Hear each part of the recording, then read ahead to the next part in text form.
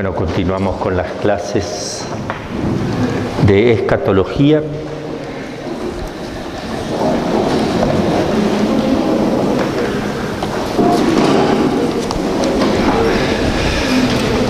Estamos viendo las almas del purgatorio.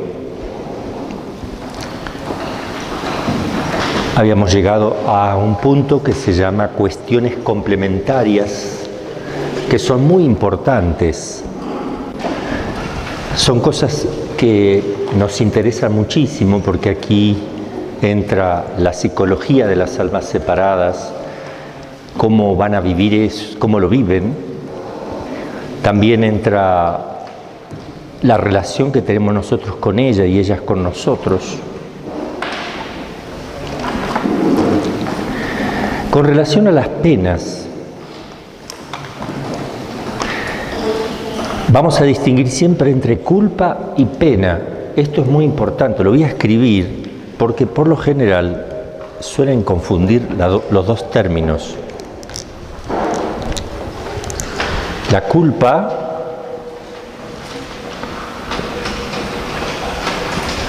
y la pena.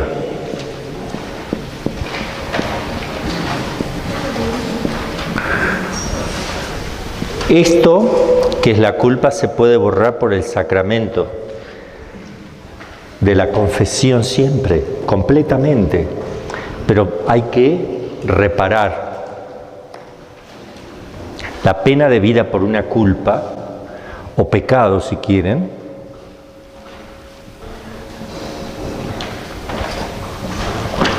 el pecado se perdona, pero hay que reparar, hay que pagar eso, arreglar una cuestión en justicia.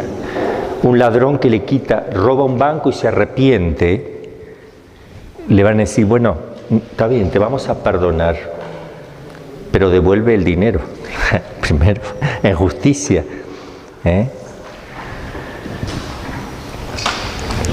Entonces, vamos a hablar ahora de la pena, que esto lo podemos pagar en tierra, en esta vida. Esto podemos pagarlo y quedarnos en cero con esto. Entonces, ¿cuáles son la finalidad de la pena?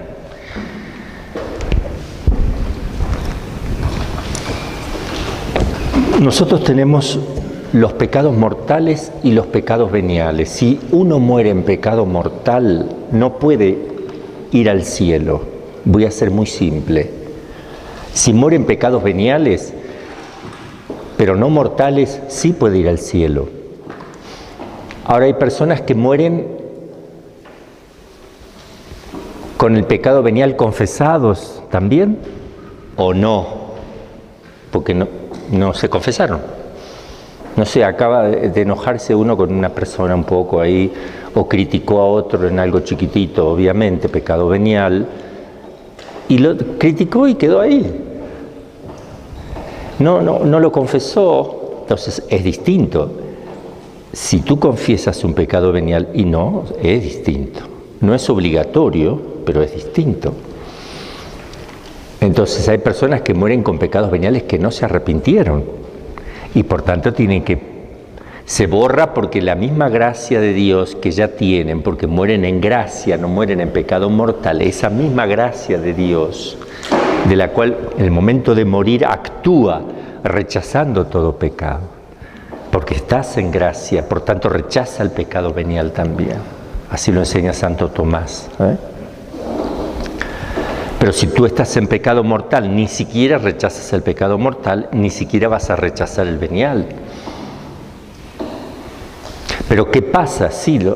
¿En qué momento se purifica eso? En el momento mismo de la muerte, dicen algunos. Lo que tenemos certeza es que algunos pueden morir con pecados veniales no perdonados y otros perdonados. Eso lo sabemos, puede pasar. Sabemos perfectamente que personas con pecados veniales no pueden entrar al cielo si no se purifican.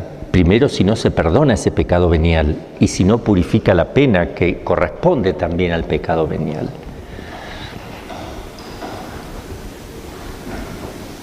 Pero tenemos otra certeza, que el pecado venial no impide que yo vaya a Dios. Entonces tiene que haber una reparación. Porque si puedo ir, pero por otro lado no puedo estar así, tiene que haber una pena.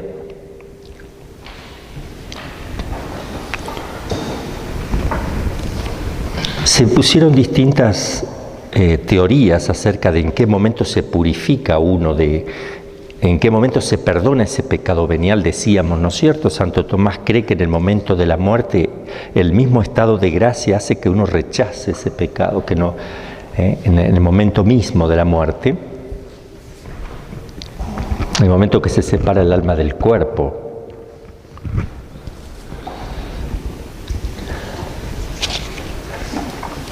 Pero está lo que se llaman los restos o las reliquias del pecado. Que aquí también entra otro tema que es muy importante tener presente. Primero vamos a ver a qué le llamamos los rastros o reliquias del pecado.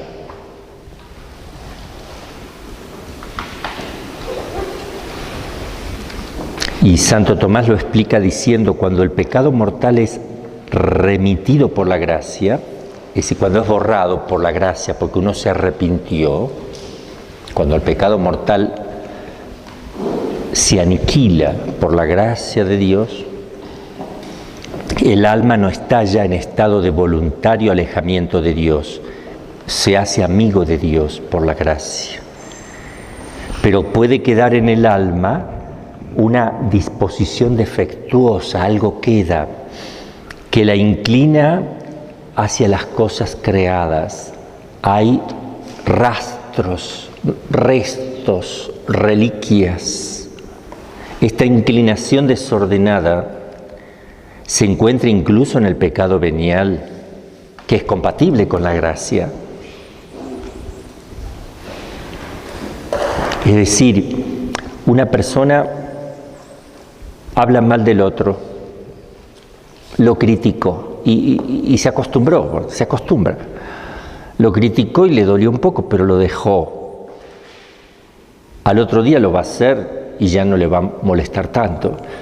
Se va haciendo algo ahí, un pequeño monstruo escondido, algo feo, un rastro, algo feo dentro de uno, que uno puede no estar en pecado mortal, porque pide perdón, pero sigue estando eso monstruoso que en cualquier momento te lleva al pecado de vuelta, que no es el vicio, que es otra cosa el vicio. El vicio es una facilidad de hacer el mal por actos repetidos que hiciste mal, está facilitado para hacer. Es algo que queda dentro feo, que hace que uno, es como una enfermedad que queda en el alma.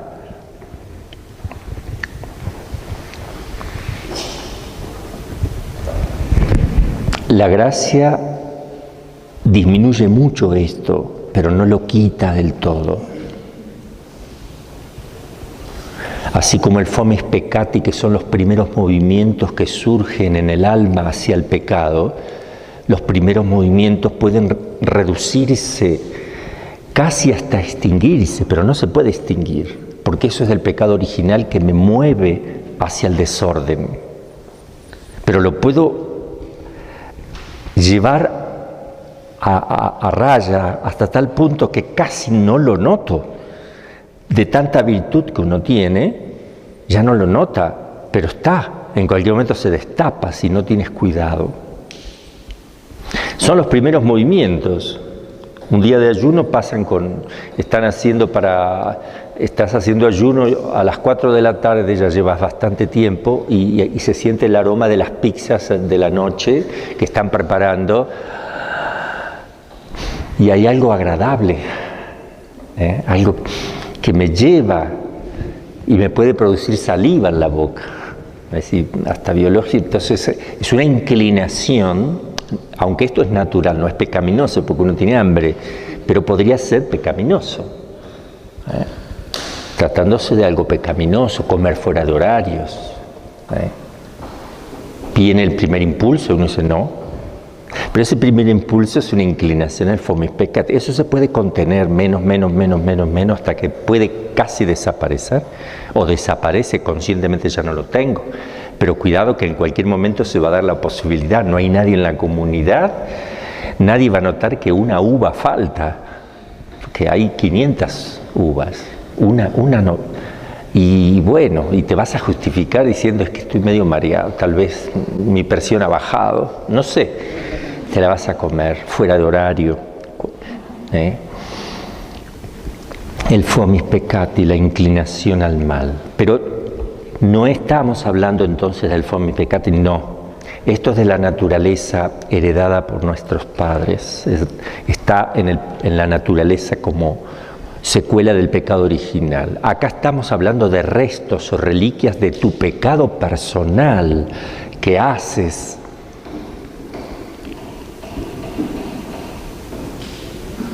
Es decir, hay personas que dicen o piensan, si esto no fuera pecado yo lo haría. ¿Y te vas a morir así? Entonces hay un apego. No lo haces porque tienes miedo, porque no quieres irte al infierno, por muchas maneras. Pero tu corazón está apegado ahí. Hay algo, porque ya lo hiciste. Si no lo hubieras hecho nunca, entonces no estaría eso. Pero sí lo hiciste alguna vez y sí lo tienes. ¿Cómo lo quitas? En el purgatorio, el sacramento de la unción me ayuda a sacar eso. Vamos a verlo. Pero también tu acto de amor, tus desprendimientos internos. Hay un sector en el inconsciente, bien adentro del alma. Le llamamos inconsciente porque ese inconsciente tiene una franja enorme en personas que jamás hacen oración, o jamás hacen meditación, o jamás hacen silencio interior. Es una franja tremenda del inconsciente, porque ellos son inconscientes. La inconsciencia del cual se habla del inconsciente puede ampliarse enormemente porque tú no haces examen diario. Entonces hay muchas cosas que pasan en tu inconsciente que son pecaminosas, que te van haciendo daño, que después caes fácilmente en el pecado, porque falta el examen, porque falta la delicadeza de la observación ahí adentro del alma, falta el trabajo fino de la conciencia, del examen, porque una cosa es decir, Señor, te amo, y esa palabra sale fácil, pero que incluya la renuncia de todo aquello que no es Dios y que yo estoy apegado cuando lo digo, eso es otra cosa. Entonces uno puede morir con esas cosas metidas, está en gracia, y a lo mejor sin pecado venial, porque se ha arrepentido y se confesó el pecado venial incluso, pero tiene estos rastros, reliquias que no se terminaron de borrar, hay que pagarlo también. Además de lo que tienes que pagar por tus pecados, están estas cosas. Sí, el sacramento de la unción de los enfermos extingue estos rastros y reliquias. Ojalá lo pudiéramos recibir. Además de aumentar la gracia, porque no te la va a dar no te la va a dar porque es sacramento de vivos, o sea, se requiere la gracia, pero si tú no estabas consciente de que estabas en pecado mortal, te olvidaste de que tenías un pecado mortal, sí te lo borra indirectamente. Pero además borra los restos y reliquias del pecado. Pero Santo Tomás tiene mucho cuidado en decir, cuidado que estos restos y reliquias no es el vicio. A ver, una persona que se embriaga fácilmente, que ya tiene el vicio de la embriaguez, tiene dos cosas. Tiene una gran debilidad, y rápido lo hace por la debilidad, el vicio rápido, pero además tiene esta reliquia, este resto, tiene un problema adentro, algo, además de esa inclinación fácil que se le puede hacer mayor en la medida que sigue tomando sin freno, pero va destruyendo algo, va haciendo daño adentro del alma, algo queda allí.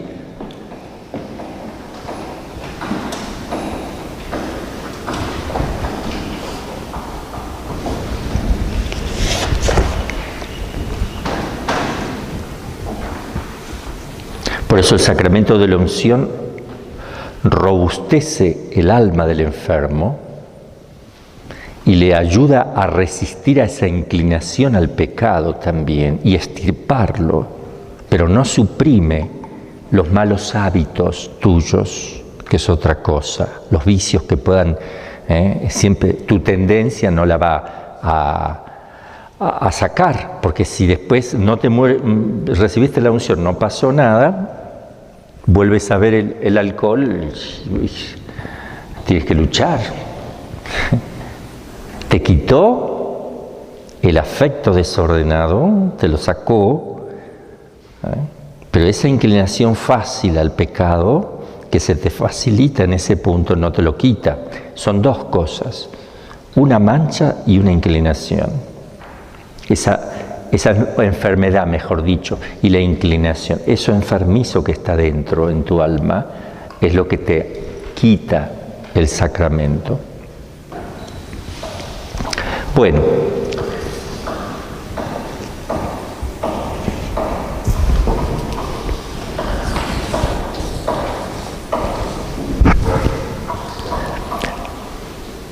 vamos a señalar dos cosas muy importantes.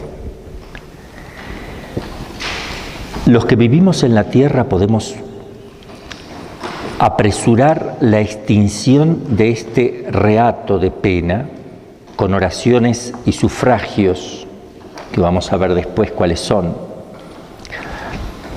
Podemos satisfacer nuestros propios pecados, pero en el purgatorio no se satisface. ¿Qué se llaman? ¿Cuál sería la palabra que se debe utilizar? La satisfacción, no satisfacción, satisfacción. Se padece en justicia lo que no se ha satisfecho en esta vida, porque no, acá hay mérito, acá se satisface, allá se satispadece, sería la palabra. Así dicen los teólogos, porque no tiene mérito en el purgatorio. Se padece en justicia lo que aquí no se ha hecho. ¿Sí es palabra teológica? Sí, sí. No, algunos teólogos lo usan. Satisfacción, más que satisfacción, que son dos cosas distintas. Uno es acción de satisfacer, es decir, de hacer algo propio que quita lo que tienes que pagar después. Y aquí es satisfacción, es decir, padeces satisfactoriamente lo que debes padecer sin mérito alguno. Entonces, para distinguir las distintas cosas, se ponen las distintas palabras.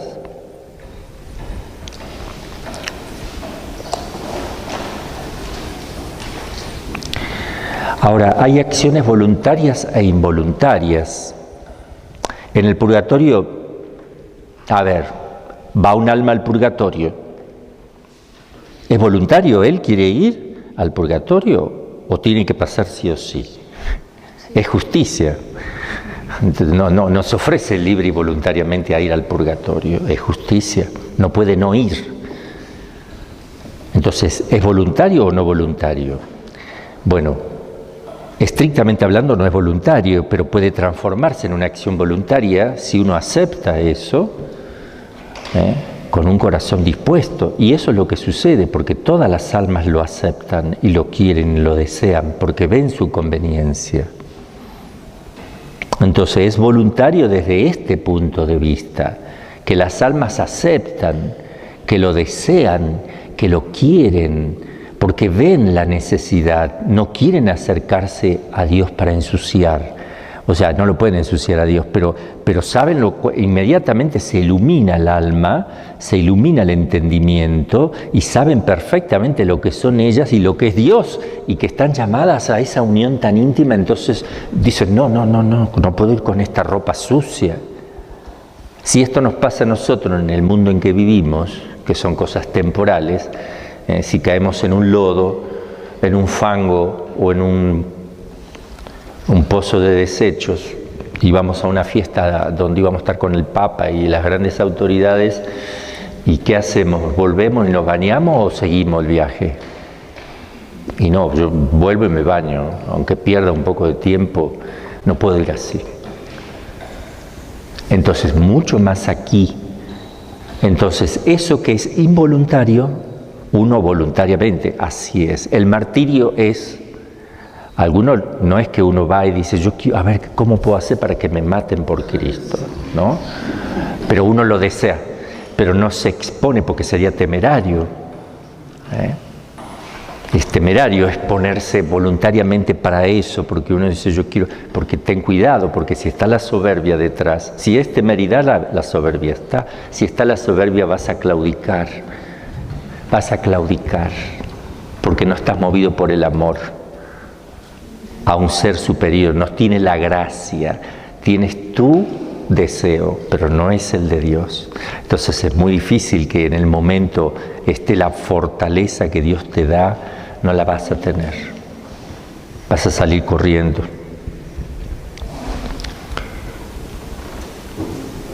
Y así dice Santo Tomás, de dos modos puede ser voluntaria una cosa, con voluntad absoluta, y así ninguna pena es voluntaria, porque es propia de toda pena que contraríe la voluntad.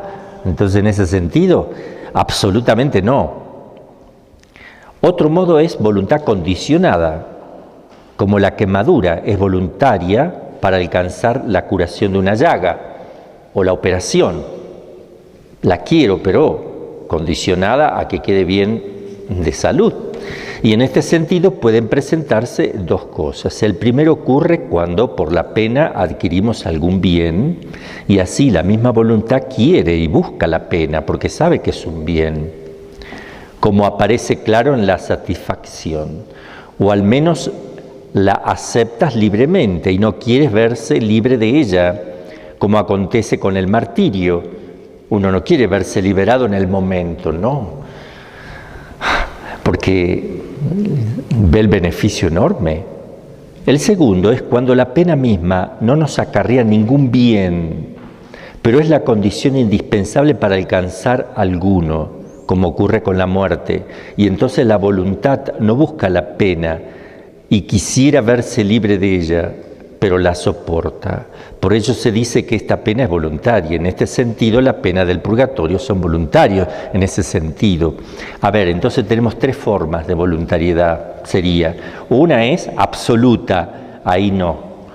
Absolutamente nadie quiere voluntariamente ir a eso, no es así en el purgatorio.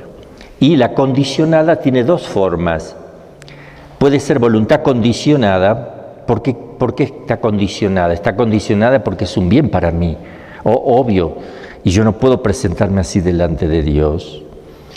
Condicionada puede ser cuando yo obtengo algún bien libre y voluntariamente, por ejemplo, el que va al martirio, no le queda otra, pero lo acepta libremente y voluntariamente en su corazón.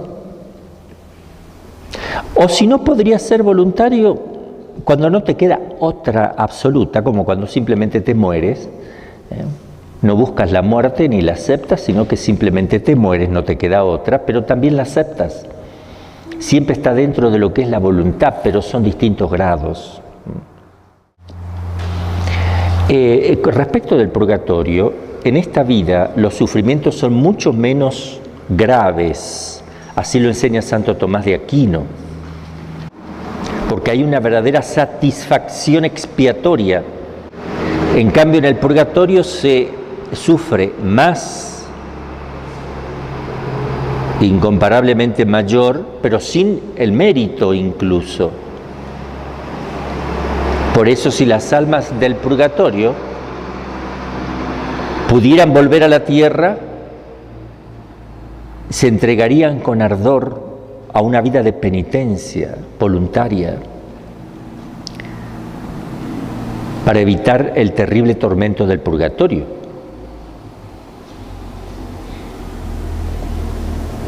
Pero repito, el que está allí no reniega del purgatorio, pero el que tiene que elegir vendría a la tierra, porque primero le da más gloria a Dios y en segundo lugar aumenta en amor, cosa que no pasa en el purgatorio, no aumenta en amor.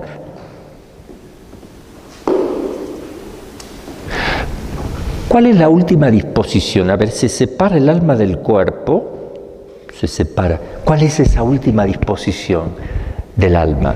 Y esto lo explica Garrigou-Lagrange, un teólogo dominico, hace una interpretación de lo que podría haber, lo que puede pasar, que se los voy a leer, una postura negativa y otra positiva en ese desprendimiento en cuanto a las penas que tiene que padecer, en cuanto al arrepentimiento también.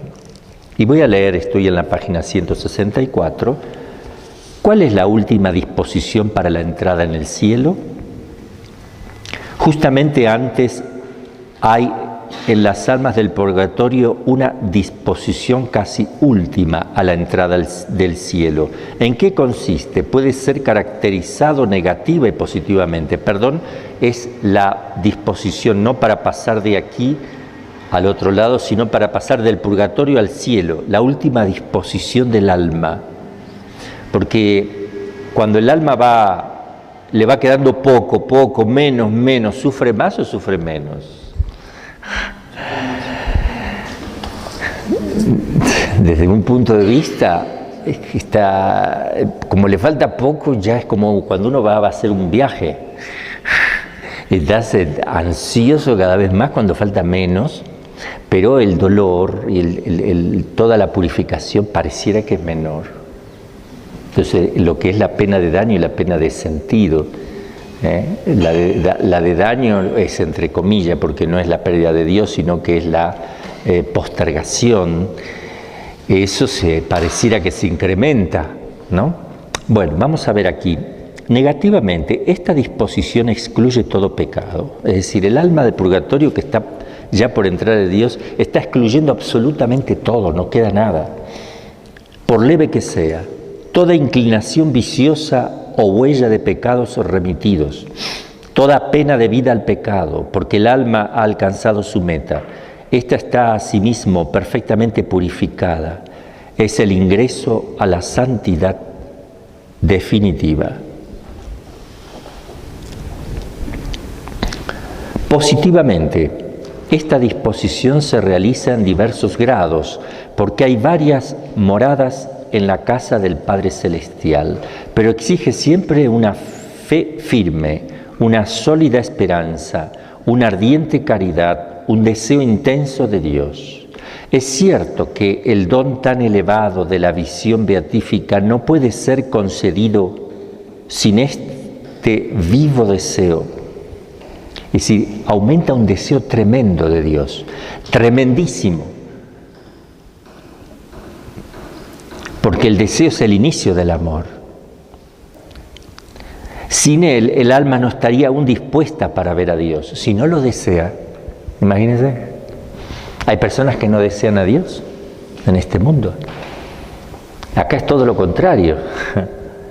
Acá se murieron con un deseo del 60% en gracia. Pero cuando estén por salir del purgatorio, el deseo es tremendo. Es tremendo. Es como un imán que se acerca al otro imán, ¿verdad? En sus polos opuestos. Sin ese deseo, esa atracción tremenda, el alma no estaría aún dispuesta para ver a Dios. Habría un notable inconveniente para concederle esta visión. Como por ejemplo, hay un gran inconveniente cuando una doctrina sublime es predicada a quien no aprecia aún su valor y no desea suficientemente sacar provecho de ella. No tirar las perlas a los puercos, ni las margaritas, dice Jesús, porque la van a pisotear y se te van a tirar en contra. ¿Qué pasa si tú le hablas del cielo a una persona que no cree? Estás perdiendo el tiempo. O sea, ¿qué le vas a hablar del cielo? ¿De Dios? ¿Del amor de Dios? Si no cree ni en Dios. Sin embargo, al fin del purgatorio, este intenso deseo es proporcionado a la caridad de cada alma, así como murió, ¿no es cierto? El deseo está proporcionado a esa caridad con la que se llevó de este mundo, el amor con el cual alcanzó en este mundo. Deseo y amor van juntos. Hay almas que desean mucho más que tú, que van a desear más que tú, y otras donde tú vas a desear un poquito tal vez más que ellas, pero todo depende del amor con el cual hayas alcanzado en esta vida.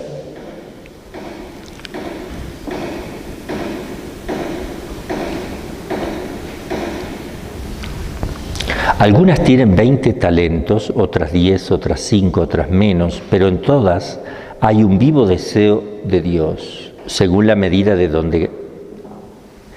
de Cristo.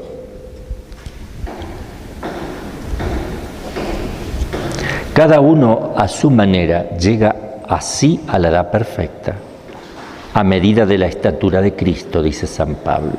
Esta disposición cuasi última a la gracia supone en todas estas almas el ejercicio relativamente elevado de las virtudes infusas. Es decir, la fe se sigue acrecentando sin mérito. La esperanza aumenta porque llega sin mérito. Y de los dones del Espíritu Santo también aumentan, en especial con la caridad. Pero no aumenta la caridad tampoco. Una fe viva, penetrante y sabrosa, que es la contemplación infusa de los misterios de la salvación. Encontramos en esto una confirmación a la doctrina que hemos expuesto frecuentemente en otras ocasiones. En la vida terrena, la contemplación infusa está en la vía normal de la santidad. Esto es muy importante lo que dice aquí Garrigou-Lagrange. La contemplación infusa es algo que está dentro de la vía normal, o sea que Dios te infunda la contemplación. Es lo que hacemos en los retiros ignacianos cuando uno se queda quieto y las imágenes se mueven sola o te vienen esas inspiraciones, eso es infuso. Y estamos en el plano ordinario, no estamos haciendo milagros ni le estamos pidiendo a Dios que intervenga sobrenaturalmente. Estamos en el plano ordinario de la contemplación. Y si las almas justas no lo han tenido en la tierra, la tienen en el purgatorio. Pero debemos vivir de tal modo que nuestra alma sea purificada en la vida presente con mérito progresivo y que tenga menos necesidad de ser purificada sin mérito después de la muerte. Bueno, esa es lo que escribe aquí Garrigou-Lagrange. Y en cuanto a la intensidad de las penas, ¿qué intensidad voy a tener? Santo Tomás, de acuerdo con San Agustín, es decididamente partidario de que la intensidad de las penas del purgatorio es incomparablemente mayor que las penas que se pueden padecer en este mundo. Nos quedamos aquí con la opinión de Santo Tomás. El alma que se separa es atormentada totalmente en el purgatorio, ya que es simple el alma, no puede ser atormentada por partes, como ocurre acá en la tierra, me duele la muela. Luego la pena que experimenta el alma separada es mayor que todas las que puedan experimentar el cuerpo en esta vida con el alma. ¿Me entienden? Por eso esa es la razón. Porque así como cuando el alma se desprende, se ilumina y entiende muchas cosas, tiene una inteligencia perfecta, no está limitado por un cerebro, un cuerpo que no le permite la contemplación de la verdad, que es obstáculo. En cambio aquí el alma sale y padece de otra manera, completa. San Buenaventura tiene su opinión, Suárez tiene otra opinión, que ellos creen que no. Acá lo pongo igual, a ver, vamos a leer lo que dice San Buenaventura, una opinión de él. Ojo que aquí está Santo Tomás junto con San Agustín, dos grandes gigantes, digamos, de la teología. Pero San Buenaventura dice, en cambio, opina que la pena de daño del purgatorio no es mayor que la mayor de esta vida. No es mayor que la mayor de esta vida, porque está suavizada con la gran resignación de las almas y la certeza de poseer algún día el bien infinito. Y en cuanto a las penas del sentido, la máxima del purgatorio es mayor que la mayor de esta vida, dice él. Pero la mínima del purgatorio puede ser menor que la mayor de esta vida. Después se ponen a leerlo despacito. Con lo que pudiera ocurrir que un alma del purgatorio sufriera menos que los mártires en esta vida. Cosa que yo no creo, porque entonces está sufriendo de más. Nadie sufre de más. También San Roberto Bellarmino comparte esta opinión. Suárez, que es un gran teólogo también, pero no es Santo Tomás, expone las distintas opiniones y no oculta su franca simpatía por la de Santo Tomás. Él se inclina también por Santo Tomás. Ahora vamos a plantearnos lo que decíamos. Hay un escollo aquí en la página 165. ¿Las penas del purgatorio disminuyen en intensidad a medida que se van acercando a su término? De vuelta, San Roberto Bellarmino admite la disminución progresiva. Él dice que va disminuyendo en la medida que uno está en el purgatorio, fundándose en una revelación que refiere San Bernardo en la vida de San Malaquías. San Malaquías es este santo que profetizó los papas, ¿no? Fundándose en esta revelación que refiere San Bernardo de San Malaquía, él dice que las almas del purgatorio, en la medida que va pasando el tiempo, van siendo aliviadas.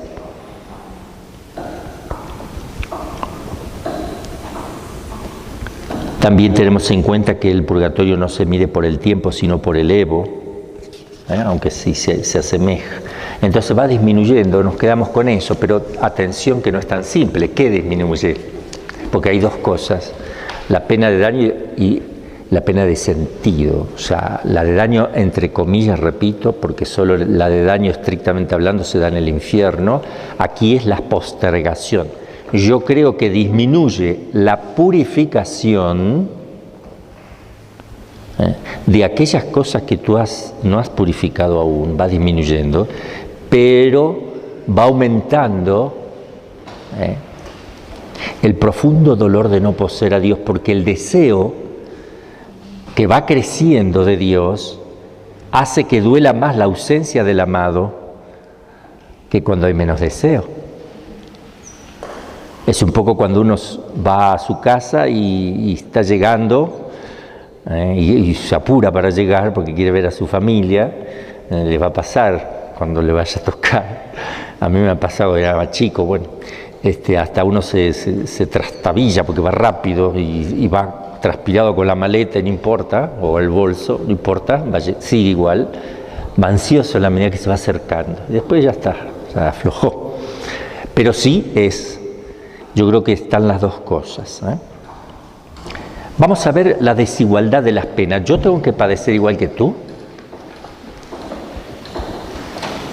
Es cosa cierta e indiscutible que no todas las almas las sufren con el mismo rigor ni permanecen en el purgatorio el mismo tiempo.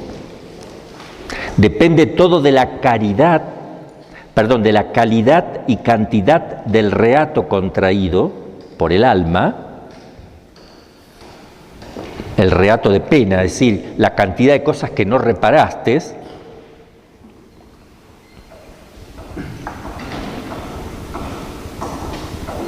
y también se tiene en cuenta el grado de visión beatífica a la que Dios te ha llamado, porque wow, acá entra la libertad de Dios. Dios es libre para amar, eso entendámoslo. no está obligado a amarte. Y Él llama a las almas a distinta elevación. A la que menos llama está feliz uno. Perfecto, no hay problema, no hay problema. Pero Él es libre de hacer eso. Entonces, si un alma fue llamada a una elevación mucho más profunda, a contemplar a Dios entonces, un simple pecadito no purificado, igual que el otro, a esta que fue llamada a una profunda elevación de contemplar, va a tener que purificarse más aún.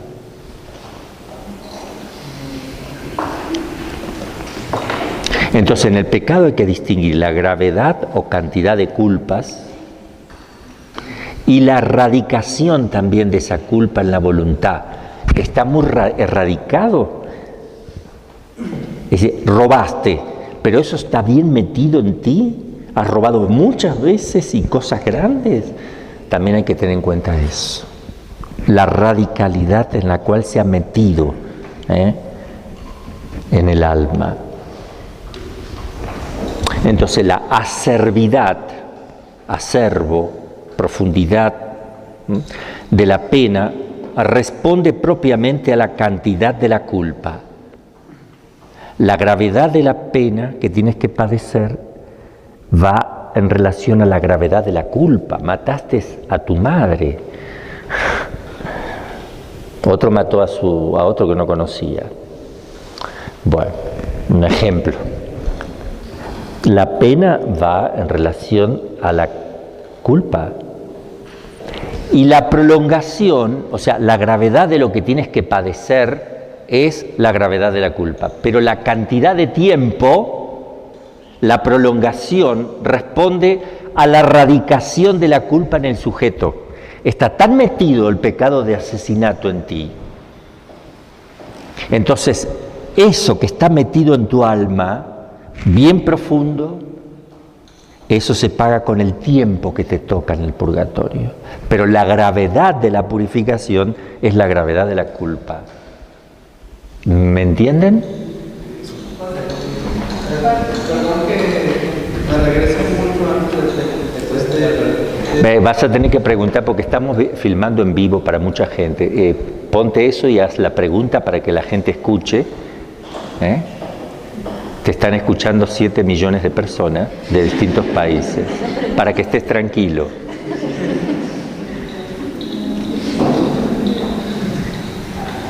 Ok. Mi pregunta es, ¿cuántas maneras hay para el purgatorio? Es que hay una manera que es voluntaria y ya no entendí las otras. Pero eso es de hace como 10 minutos que estaba hablando yo atrás. Bueno, es decir, tú has entrado a la vida religiosa, ¿verdad? Ahora estás en clase. ¿Puedes elegir no estar en clase? ¿Puedes elegir no estar en clase ahora? No, porque te lo está pidiendo el superior que vengas a clase. No es voluntario, tú no estás acá en clase porque tú quisiste venir a las clases, sino que te han pedido que vengas a clase. Entonces no es voluntario absolutamente, sino condicionado. ¿Por qué estás? ¿Pero quieres estar? Claro que quiero estar. Está condicionado, pero claro que quiero estar. Y con mucho gusto quiero estar. Pero no lo elijo yo directamente. Es lo que me toca hacer en este momento y lo hago voluntariamente. O no, tal vez estoy acá porque me mandaron y no quiero y me la aguanto. Entonces son dos cosas distintas. Dentro de eso también está en que eso tenga mérito también o no, te sirva o no te sirva.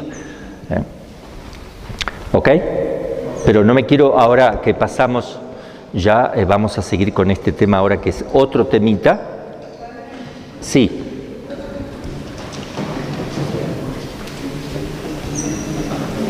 Y por ejemplo nosotros...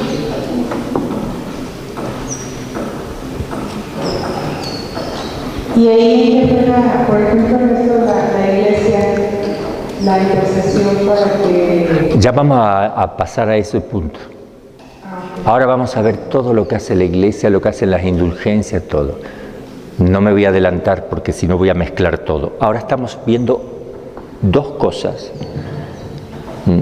La gravedad de la culpa, de la pena que va en relación a la gravedad de la culpa, y el tiempo que tienes que pagar depende de la raíz que haya hecho ese tipo de pecado dentro de ti. Eso es lo que quiero que ahora aprendan. Eso es lo nuevo. ¿Puede repetir? Sí. A ver, una persona puede matar por primera vez a otro. Una sola vez lo mató y fue porque se apasionó y mató a una persona. Es grave matar, sí es grave. Entonces, es grave la pena, es grave la culpa también que tienes que pagar. Pero hay otra persona que ya mató 400 personas, incluye su madre. ¿Es grave? Sí, es grave también. Pero ya está metido eso en él, ya está erradicado. Entonces, tendrá, si mató 40 veces más que el otro, pero además en intensidad, pero en tiempo mucho más, porque hay una raíz, hay un daño, una reliquia, habíamos hablado de reliquia antes, una reliquia, un resto, algo que quedó dentro de tu alma que tiene que ser sanado. Entonces, en el purgatorio se paga la intensidad y el tiempo de esa intensidad. Intensidad por la gravedad del pecado, de la culpa o pecado, y la cantidad de tiempo que te toque es por lo erradicado que está ese pecado dentro de ti. Padre, entonces la reliquia del pecado es parecido o es lo mismo que un apego desordenado que ya está. Sí, es más o menos parecido. Casi lo mismo. Sí, es ese apego interno del cual uno dice, sí, me arrepiento, pero si presentara la ocasión.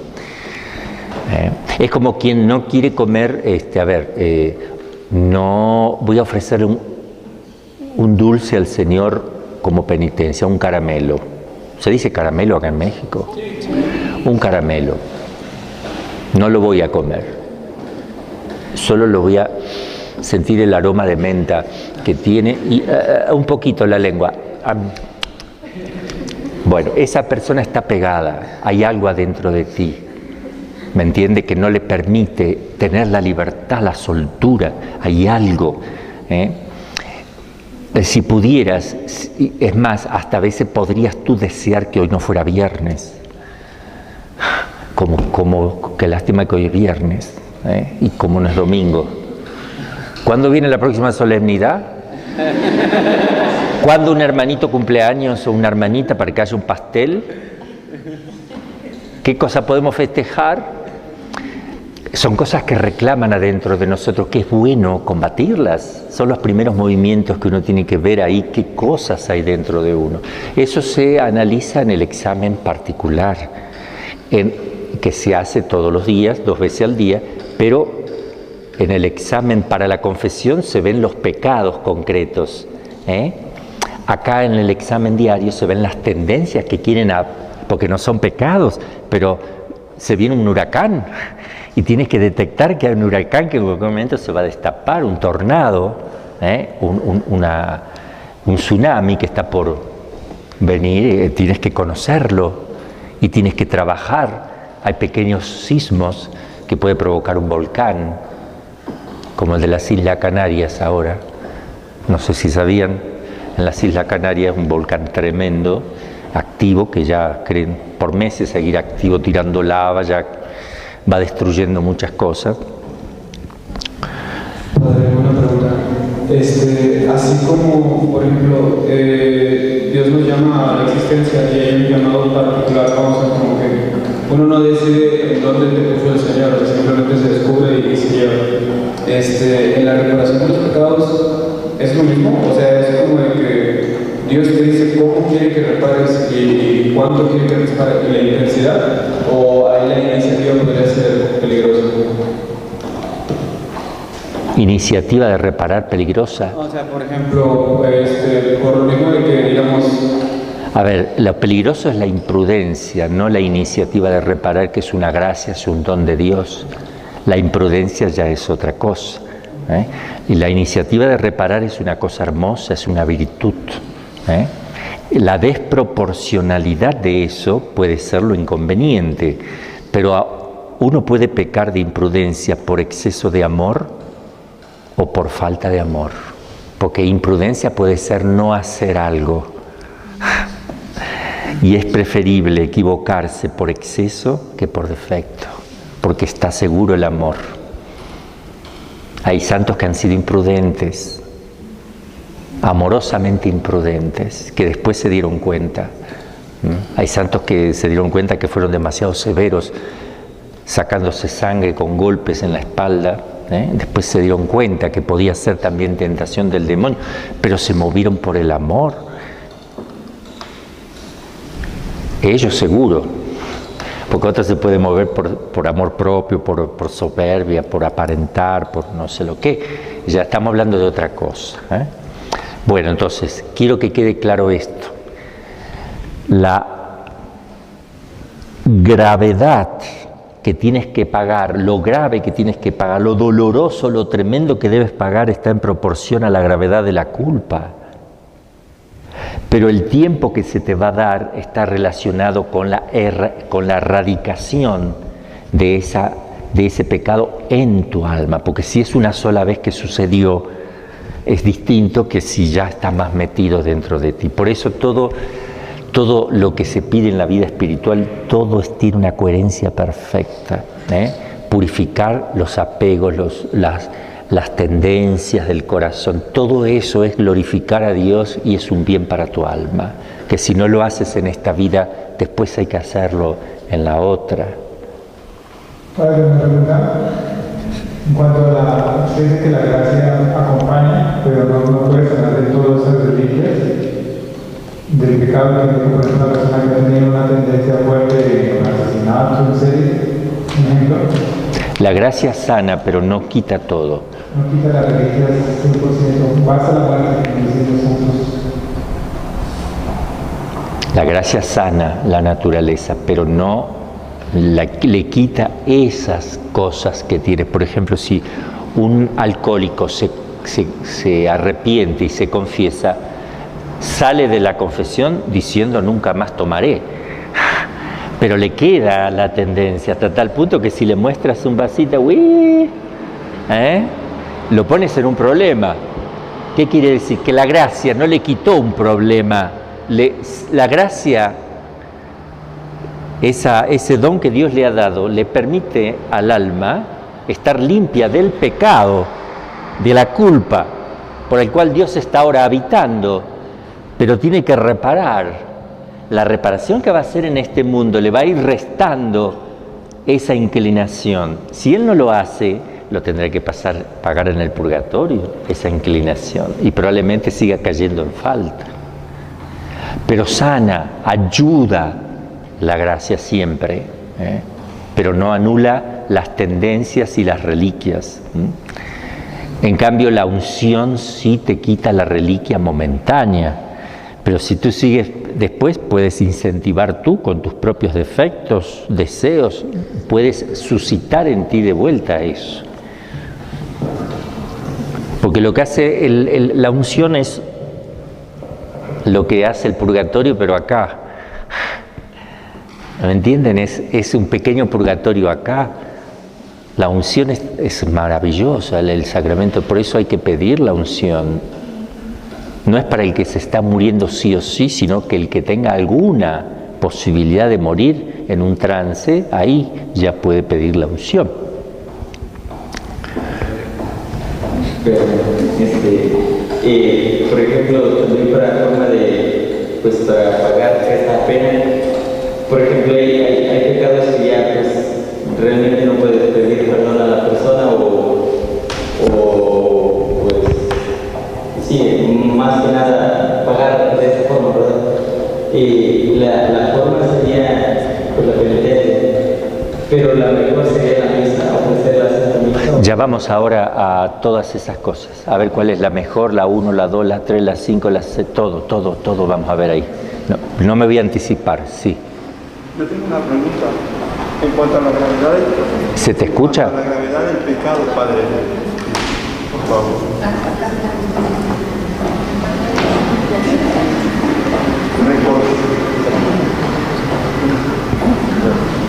Disculpe, Padre, en cuanto a la gravedad del pecado, recuerdo en alguna otra clase anterior que decía cómo traer un saco de plumas. Sí, yo soy el pecador y esas plumas se vuelan. Esos son mis pecados, ¿no? Entonces... No, yo me refería al pecado de difamación, de juicio temerario, de calumnia, o cuando yo hablo mal de alguien que se desparrama como las plumas, se suele usar siempre así. ¿Cómo hago yo para reparar si está desparramado algo que dije? ¿Y ahora qué hago? Se sigue desparramando, ¿y ahora qué hago? Sí, es tremendo. Tengo que hacer una confesión pública, decir, no, yo dije eso públicamente, fue mentira mía, o sea, para que pronto se detenga eso. A eso voy con esa gravedad, ¿no? Porque uno se arrepiente que lo originó, sí. Pero eso ya repercutió. Bueno, eso también, ya vamos a ver también después, cómo esas cosas, cuando uno va al purgatorio, tiene que pagar los males que se siguen produciendo. Por eso es hasta el fin del mundo el purgatorio, porque después no se siguen produciendo males, ¿no es cierto? Vamos a ver la duración de la pena. ¿Cuánto tiempo permanecen las almas en el purgatorio por la erradicación también de los males en la esencia del alma? ¿Cuánto tiempo varía? La Virgen en Fátima dijo de una joven llamada Amelia que estaría en el purgatorio hasta el fin del mundo. Es una aparición aprobada por la Iglesia, beatificados y santificados, canonizados los pastores, 2 de ellos. Se ve que ese es lo máximo, hasta el fin del mundo.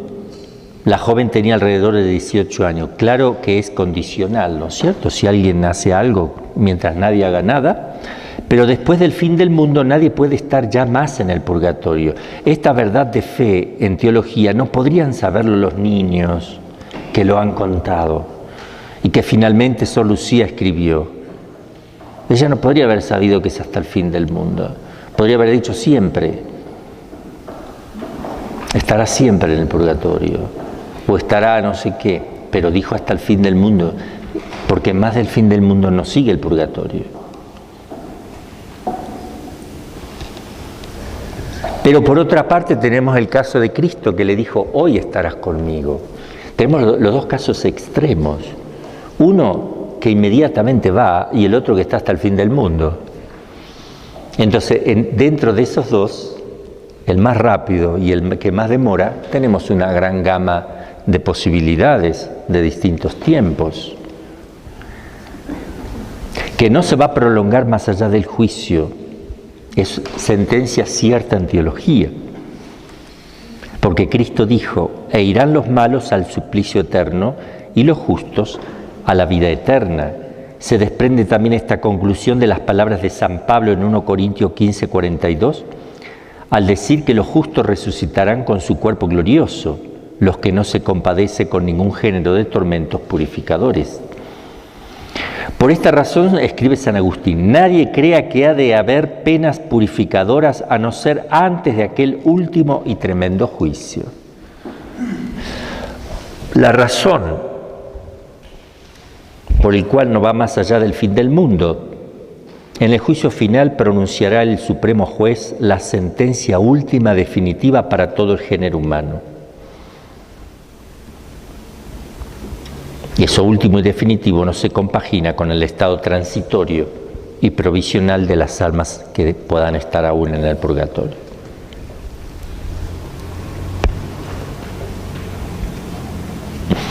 Entonces, en igualdad de condiciones, uno estará más tiempo en el purgatorio de acuerdo al reato de pena que corresponde a cada alma, la profundidad, lo que está.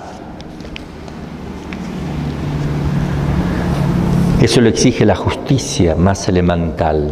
No es lo mismo un pecado que cientos de pecados, ni deja en el alma la misma huella un pecado mortal gravísimo perdonados ya en cuanto a la culpa, que una ligera mentira jocosa que no perjudique a nadie. Obvio que hay diferencias.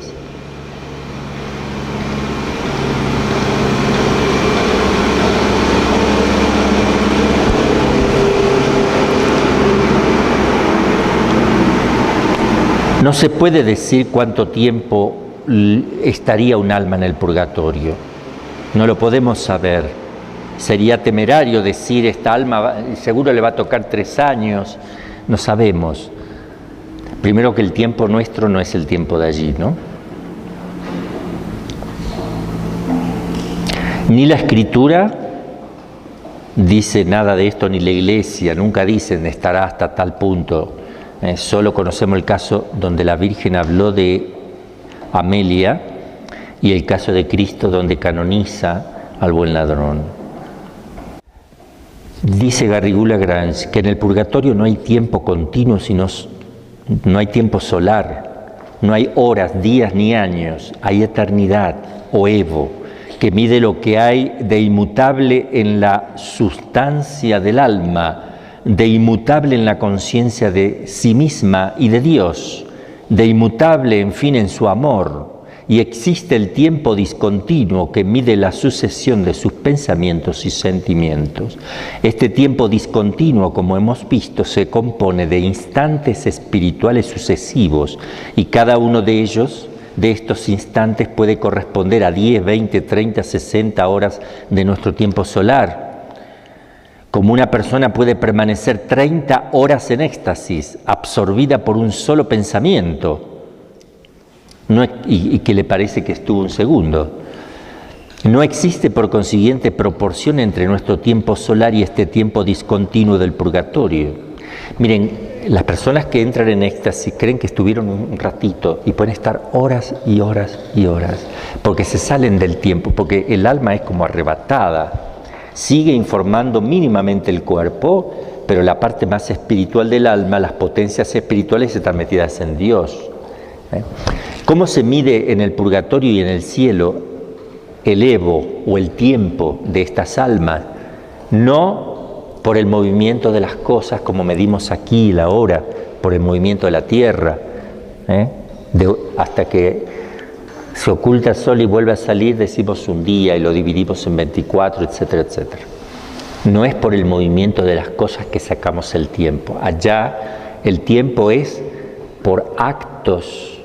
Cada acto de pensamiento y acto de amor que realizas es un tiempo del alma. Ese tiempo un acto de amor puede ser 7 años de acá. Porque no está en relación con el tiempo nuestro. Un pensamiento de un alma separada o de un ángel que actúa igual que un alma separada es un tiempo angélico. Él puede realizar un pensamiento que sean 700 millones de años nuestros. Se quedó en un pensamiento el ángel. Es un instante angélico, en cambio son 700.000 millones de años nuestros. No tiene relación.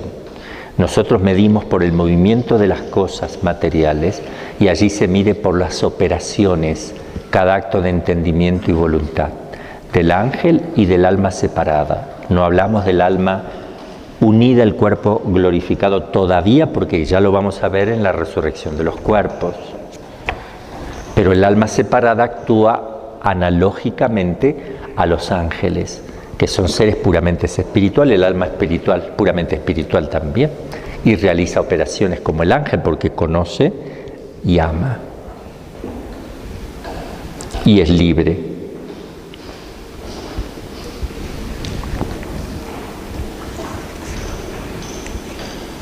Ortolán, otro teólogo, escribe cosas, no sé si se los voy a leer antes de pasar a otro tema, que es muy hermoso lo que viene después ahora. Pero primero voy a leer esto, en la página 167, lo que escribe Ortolán. Por otra parte, esta noción del tiempo que nosotros tenemos mientras vivimos en este mundo, la tienen igualmente las almas del purgatorio separadas del cuerpo y sustraídas a toda influencia del mundo sensible. ¿Qué relación tiene su nueva vida con el tiempo que transcurre? ¿cómo pueden ellas medirlo y apreciar su curso? ¿Hay para ellas diferencia entre un minuto y una hora? ¿Entre un día y un año? ¿Entre un año y un siglo? Para ellas no existe el día ni la noche, más bien todo es noche. No se trata de las tinieblas exteriores, de los condenados. Sin embargo, es la ausencia de luz. En estas condiciones tan diferentes de la nuestra, ¿qué medio tienen ellas para hacerse una idea de la marcha del tiempo? Un alma más atormentada que otra por estas penas que puede creer que lleva ya en el purgatorio mucho más tiempo que la otra, que en realidad la precedió en un purgatorio, pero que sufre menos. Hasta tal punto la apreciación de la duración es una cosa subjetiva. Finalmente, Santo Tomás dice lo siguiente: hay que decir que existen 3 razones por las cuales sería rápidamente purificado los justos que se encuentran vivos cuando sobrevenga el fin del mundo. La primera razón es que les quedará poco que... Dice, ¿qué pasa con los que... mañana viene el fin del mundo, a ver qué pasa con los que están vivos? Primero, los que les queda poco que purgar, ya que les habrá servido de purificación los terrores y persecuciones precedentes. Él dice que antes de que venga el fin del mundo, como dice Jesús, vendrán persecuciones y, momentos muy difíciles, y eso mismo les servirá de purificar ya aquí. Segundo, sufrirán aquellas penas vivos y voluntariamente, cosa que tendrán mayor mérito. Y la pena sufrida voluntariamente en esta vida purifica mucho más que la infligida después de la muerte, como aparece claro en los mártires. Y la tercera es porque el calor de aquella última conflagración suplirá en intensidad lo que le falta en duración. Vayan ustedes a saber, o sea, el amor que se va a vivir aquí, porque hay que jugarse entero en la persecución final, ¿verdad?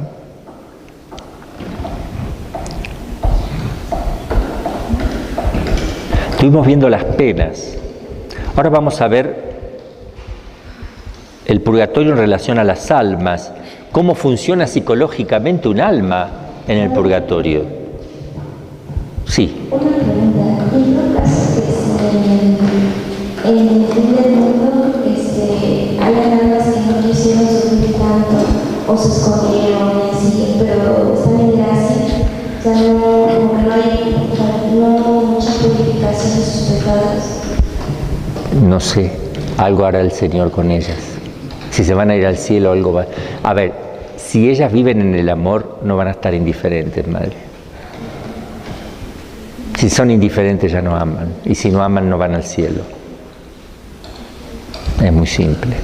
El que ama tendrá que amar mucho y sufrirá mucho. Quien no ama y se esconde y tiene miedo, si uno dice que está en gracia, a lo mejor le parece que está en gracia, pero si no ejerce el amor, es falsa la gracia que cree tener. Porque la gracia y la caridad van juntas. No es lo mismo, pero van juntas. Entonces, ¿cuál es la prueba de que yo estoy en gracia? ¿Cuáles son los signos del estado de gracia? Uno es el deseo de Dios. El amor es activo, no es mezquino, no es limitado. Una persona que se conforma en ser como es y sigue siendo como es y trata de ser como es siempre igual, esa persona no ama, no tiene amor. El amor siempre exige a la persona más. Esa es la característica del amor. ¿Estás enamorado? Sí, pero llevas 3 años que ni te preocupas de hacer un acto de virtud, de aumentar en algo, de hacer una oración más intensa, de hacer alguna cosa libre y voluntariamente, de agregar. No lo haces, entonces no es amor. El amor no se detiene, porque la medida del amor es amar sin medida, es un dicho, pero es una realidad. De tal manera que el alma que se salva y va al cielo, en la posesión de la verdad, va con un cierto grado de amor, ese grado de amor va a ir creciendo, pero siempre proporcionado a lo que tú llevaste. Pero el amor es dinámico en el cielo, siempre va a ir aumentando proporcionalmente al amor que llevaste. Vamos a decir, te fuiste con 60%, va a ir aumentando el 60% sin cesar, jamás terminará. Te llevaste 75%, va a crecer el 75% sin cesar. Sí, proporcionado al amor que llevas, pero no se frena. No es que amaste a Dios, lo estás amando. Y si lo estás amando, el amor tiene la característica de no tener límites. Dios no, porque Dios te ama con un amor infinito, pero la manifestación del amor de Dios será gradual también. No estoy diciendo la manifestación, no el amor de Dios, sino cómo se manifiesta será. Porque si manifestara todo su amor así de golpe, aniquila todo lo que hay alrededor de él. No, nadie soportaría, ni la Virgen María, ni la humanidad de Cristo. La humanidad soportaría de golpe todo el amor de Dios expresado. Es proporcional. Él va, con su amor infinito que tiene, va manifestando, va haciendo conocer al alma más cómo le ama, más cómo le ama y más cómo le ama. No de una sola vez todo. Es imposible. El hombre no puede captar, no podemos comprender con el entendimiento, abarcar a Dios. La comprensión de Dios es imposible. También abarcar una idea exacta de lo que Dios ama, tampoco. Y si Dios me ama con amor infinito y yo quiero ver cuánto me ama, sería captar la infinitud del amor de Dios. No se puede. Todo junto no, pero vas a ir creciendo. Y cuando llegue, la eternidad no termina, pero cuando lleves de tiempo billones y billones y billones de años multiplicados a la potencia billones y billones de veces, recién estás empezando. O sea, porque no se termina el amor de Dios. Justamente Él es el amor, es amor. Él es la esencia de cada cosa, de todos los atributos que se identifican con su esencia. Vamos a ver la psicología del alma separada, su forma de pensar. ¡Wow! ¿Cómo la psicología de las almas del purgatorio, no teniendo ya cuerpo, se ha extinguido por completo en ellas la vida de los sentidos, no tienen sentidos, no ven con ojos, no oyen con oídos, no sienten corporalmente nada. No significa que en la esencia del alma no esté todo eso contenido, porque eso fue captado por un alma, tiene, no la memoria, porque no tiene ni la memoria, pero sí tiene lo que se llama la memoria intelectual, que es otra cosa, tiene el concepto en acto de cada cosa.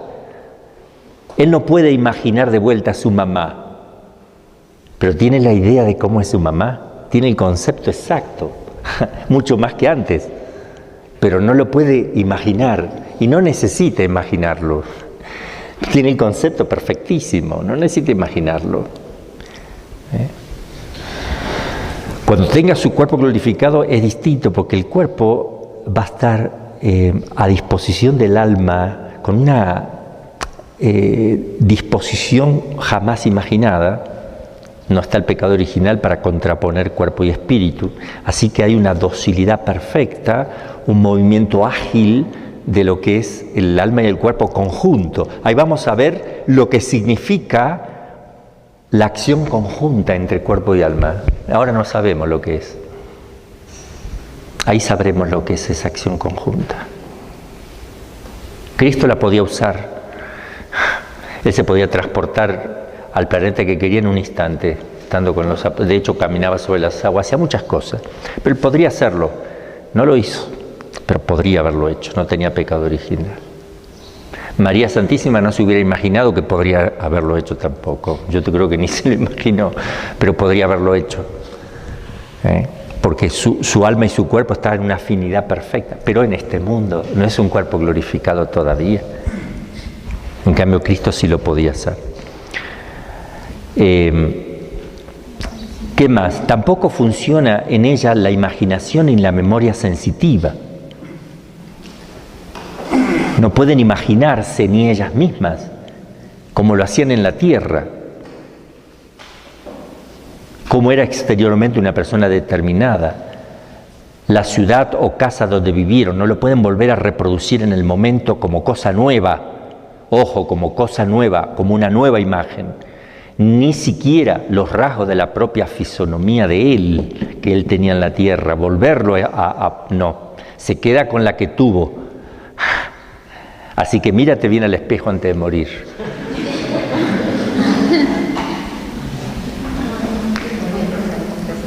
Se te conceptualizan las cosas. Yo tenía un profesor de filosofía en Roma, cuando estaba haciendo ahí la licenciatura, y decía, era muy abstracto el profesor Lagoutin, muy francés, muy abstracto. Era el hombre, no sabía ni, era muy poco práctico, porque un hombre puramente intelectual. Y él decía, yo, si me preguntas, a ver, si me preguntan ahora si mi mamá usa anteojos o no, no lo sé. No puedo imaginarlo, no sé. Pero si yo lo conceptualizara, sí. Si yo la veo, a ver, déjenme que la vea. Ah, sí tiene. Ya lo hice concepto. Porque ya tiene. Sí, ya sé. Ya lo conceptualicé que sí tiene. Pero no me recuerdo. No. Así pasa con nosotros. Vemos muchas cosas y uno dice, a ver, ¿de qué color era el carro que...? Mira, el color, no me fijé en el color. Bueno, la mujer sí se va a fijar en el color. La marca, no me fijé en la marca. Pero pasó la marca, sí, adelante, sí, pero no lo fijé, no lo puedo imaginar. Espera que voy a mirar. Tac, y ya te queda conceptualizado, además que imaginado. Entonces tú puedes, en el purgatorio se van a usar los conceptos, la memoria conceptual, la memoria de esos conceptos. Conservan íntegramente las potencias espirituales, conservan el entendimiento y la voluntad y la libertad, obviamente. Por lo mismo recuerdan perfectamente con su memoria intelectiva todos los conocimientos adquiridos en este mundo, pero con mayor perfección todavía. Pero su funcionamiento intelectual se verifica de otro modo más elevado. Vamos a tener otro modo muy parecido al ángel de conocer, a la manera angélica, sin concurso alguno de la imaginación. Dejamos aquí.